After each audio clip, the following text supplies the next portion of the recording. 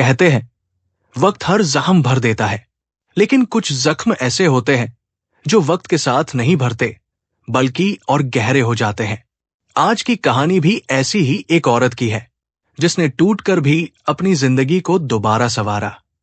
लेकिन जब किस्मत ने उसे फिर उसी मोड़ पर लाकर खड़ा किया जहां से सब खत्म हुआ था, तब जो हुआ उसने सबकी आंखें नम कर दी। लखनऊ शहर की तंग गलियों में रहने वाली सविता अपनी 7 साल की बेटी पायल के साथ रहती थी। कभी वही सविता थी जिसके हाथों में महंगी चूड़ियां थी, माथे पर सुर्ख बिंदी और चेहरे पर दुनिया की सबसे बड़ी मुस्कान। उसके पति राजीव विदेश में जॉब करते थे, दुबई की किसी बड़ी कंपनी में। शादी के शुरुआती सालों में सब कुछ किसी सपने जैसा था। हर महीने पैसे आते, राजीव के फोन पर प्यार भरे लफ्ज आते, लेकिन फिर धीरे धीरे वो कॉल्स कम होने लगी। बातें छोटी होती गई और सविता का चेहरा भी उतना ही बुझता गया। एक दिन राजीव ने कहा, सविता, मैं अब यहां किसी और को पसंद करता हूं, तलाक देना चाहता हूं। सविता के कानों में जैसे किसी ने बम फोड़ दिया हो। उसने सोचा शायद मजाक कर रहा होगा, पर अगले ही हफ्ते कागजों का एक लिफाफा आया, तलाक के पेपर्स का। घरवाले, रिश्तेदार सबने मुंह फेर लिया। अरे, पति छोड़ गया तो कुछ तो कमी रही होगी उसमें। ऐसे शब्दों ने उसके जख्मों पर नमक छिड़क दिया। सविता ने अपनी छोटी बेटी पायल को देखा। उसकी आंखों में सवाल था, मां, पापा अब कभी नहीं आएंगे? सविता ने आंसू पोंछे और बस इतना कहा, नहीं बेटा, पापा अब बहुत दूर चले गए हैं, लेकिन हम दोनों मिलकर सब ठीक कर लेंगे। अगले कुछ साल सविता ने किसी युद्ध की तरह काटे। सुबह घरों में झाड़ू पोंछा, दोपहर में सिलाई का काम और शाम को ट्यूशन पढ़ाना। वो चाहती थी कि पायल को कभी ये एहसास न हो कि उसके पास पिता नहीं है। पायल बड़ी हो रही थी और सविता का गर्व भी। वो हमेशा क्लास में टॉपर आती। स्कूल की फीस, ड्रेस, किताबें सब सविता खुद जुटाती। कभी कभी पड़ोसी पूछते, इतनी मेहनत क्यों करती हो सविता? बेटी को बस शादी कर दो, तुम्हारा बोझ हल्का हो जाएगा। लेकिन सविता हर बार मुस्कुराकर कहती, मेरी बेटी मेरा बोझ नहीं, मेरा हौसला है। वक्त बीतता गया, 12 साल बीत गए। पायल अब एक खूबसूरत, समझदार और पढ़ी लिखी लड़की बन चुकी थी। उसने MBA किया था और एक अच्छी कंपनी में जॉब भी मिल गई थी। एक दिन ऑफिस से लौटकर पायल ने मां से कहा, मां, मुझे कोई पसंद है। सविता थोड़ी चुप हुई, फिर बोली, कौन है बेटा? नाम है आरव, मेरे ऑफिस में ही काम करता है, बहुत अच्छा लड़का है। मां, सविता ने उस लड़के के बारे में सब पता करवाया। परिवार अच्छा, लड़का सीधा सादा, कोई बुरी आदत नहीं। वो खुश थी कि बेटी को आखिर सच्चा साथी मिल गया। कुछ महीनों बाद रिश्ता पक्का हुआ। लड़के के घर वालों ने भी सविता और पायल को खुले दिल से स्वीकार कर लिया। पायल के चेहरे पर वो मुस्कान लौट आई जो बरसों पहले खो गई थी। शादी का दिन तय हुआ, 15 जनवरी। सविता ने अपनी सारी जमा पूंजी निकाल ली। कपड़े, गहने, सजावट सब खुद संभाला। लेकिन शादी के ठीक एक हफ्ते पहले सविता को एक बात पता चली। लड़के के पिता विदेश से लौट रहे हैं और शादी में मौजूद रहेंगे।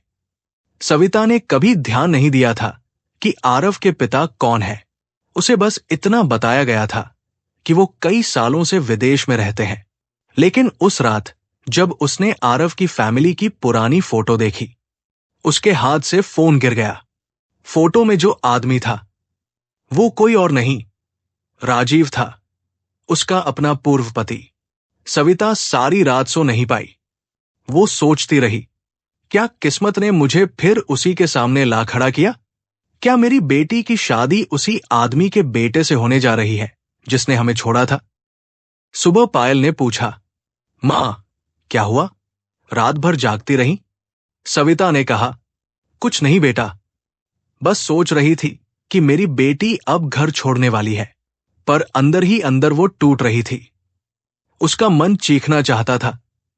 कैसे बताओ अपनी बेटी को कि उसका ससुर वही है जिसने हमें बर्बाद किया था। 15 जनवरी की सुबह आई। ढोलन गाड़े बज रहे थे, मेहमान हंस रहे थे। सविता ने अपनी बेटी को दुल्हन के रूप में देखा। उसकी आंखों से आंसू बह निकले, पर चेहरे पर मुस्कान थी। फिर बारात आई। सविता सीढ़ियों के पास खड़ी थी। जैसे ही गाड़ी का दरवाजा खुला और आरव के पिता बाहर निकले, राजीव की नजर सविता पर पड़ी। दोनों की आंखें कुछ पल के लिए थम गई। राजीव के चेहरे पर हैरानी थी और सविता के चेहरे पर सन्नाटा। उधर पायल मुस्कुरा रही थी। उसे तो कुछ पता ही नहीं था। शादी की रस्में शुरू हुई। पंडित मंत्र पढ़ रहे थे, लोग हंस रहे थे, लेकिन राजीव और सविता दोनों अलग कोनों में बैठे थे, आंखें झुकी हुई। रात को जब विदाई का वक्त आया, राजीव धीरे से सविता के पास आया और बोला, सविता, ये कैसी अजीब किस्मत है, हमारी बेटी की शादी मेरे बेटे से। सविता ने शांत स्वर में कहा, हाँ राजीव, किस्मत बड़ी खिलाड़ी है। तुमने जिसे छोड़ा था वही आज तुम्हारे घर की बहू बनने जा रही है। राजीव की आंखें भर आई। मुझे माफ कर दो सविता, मैंने उस वक्त बहुत बड़ी गलती की थी। विदेश की चमक में, पैसों की भूख में मैं इंसानियत भूल गया था। सविता ने उसकी ओर देखा। माफी की जरूरत नहीं राजीव, मैं अब वो सविता नहीं जो तुम्हारे लौटने का इंतजार करती थी। मैंने अपने आंसुओं से अपनी बेटी की जिंदगी सींची है। अब बस मेरी दुआ है कि वो खुश रहे। राजीव कुछ कहना चाहता था, पर शब्द गले में अटक गए। उसी वक्त पायल आई। मां, चलो न, सब इंतजार कर रहे हैं। सविता मुस्कुराई और बोली, जा बेटा, तेरे ससुर का आशीर्वाद ले ले। राजीव ने कांपते हुए हाथ बढ़ाया और उस पल उसकी आंखों से आंसू गिर पड़े। विदाई का वक्त आया। पायल रोते हुए सविता के गले लगी। मां, आप अकेली कैसे रहेंगी? सविता ने उसके बालों को सहलाया। जिस मां ने तुझे अकेले पाला, वो खुद कभी अकेली नहीं रहती बेटा। तेरा हर पल मेरी दुआओं में रहेगा। राजीव वही खड़ा था, सिर झुकाए हुए। जब पायल चली गई तो उसने सविता के पैर छू लिए। सविता, तुम सच में महान हो। मैंने जिंदगी में बहुत कुछ पाया, पर सुकून नहीं मिला। आज समझ आया, असली जीत पैसे की नहीं, रिश्तों की होती है। सविता ने बस इतना कहा। अब देर हो चुकी है राजीव, पर अच्छा है कि आज तुम्हें ये बात समझ आई। राजीव ने रोते हुए कहा, क्या मैं कभी अपनी बेटी से मिल सकता हूं?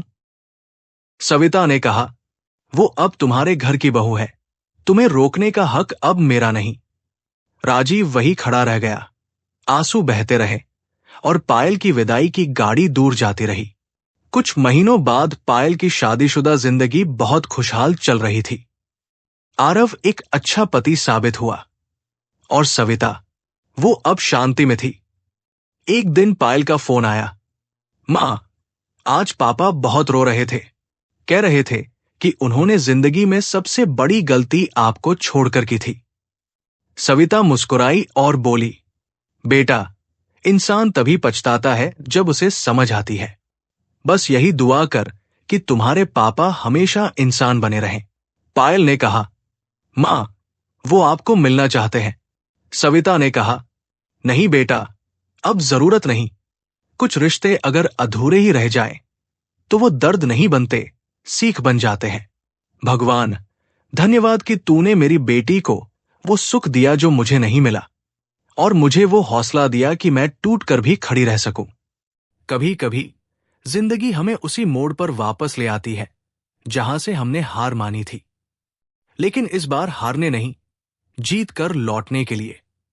कभी किसी को उसके हालात देखकर मत तोड़ो। वक्त घूमता है और एक दिन वही टूटा इंसान सबसे मजबूत बनकर लौटता है।